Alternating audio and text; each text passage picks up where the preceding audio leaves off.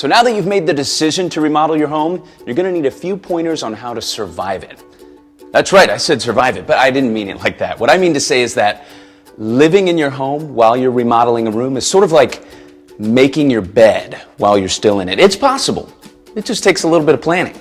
The first thing you need to wrap your head around is that your car no longer sleeps in your garage. This space will be used for cabinets and other building materials, which means you're going to be washing your car a lot more frequently. The next thing you need to think about is the loss of the use of the room as it's being remodeled. Because face it, once the old cabinets are removed and the appliances are disconnected, you're not going to get much cooking done. This is a great opportunity to discover the dining options near you, as well as any restaurants that deliver.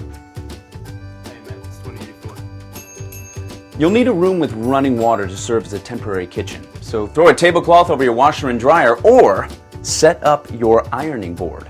Invest in paper plates and cups and plastic dinnerware. And most importantly, invite your neighbors to dinner. Now, hold on a second. Let them know that soon your grand gourmet kitchen will be complete, and you want them to be the first over to help you celebrate with a lavish party. They'll then feel obligated to have you over for dinner while your remodel is in progress.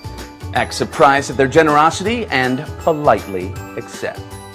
This tactic will not work when you're remodeling your bathroom.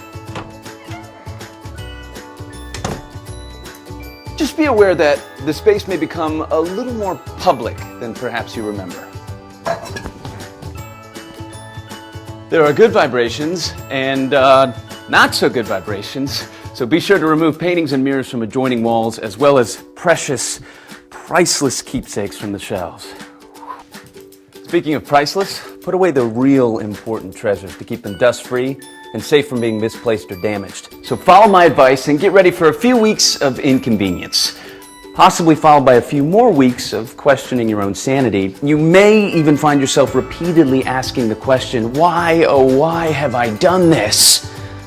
But don't worry, it's only temporary. And it's followed by years of saying, best decision we've ever made, only wish we'd done it sooner. It's exactly what we had in mind.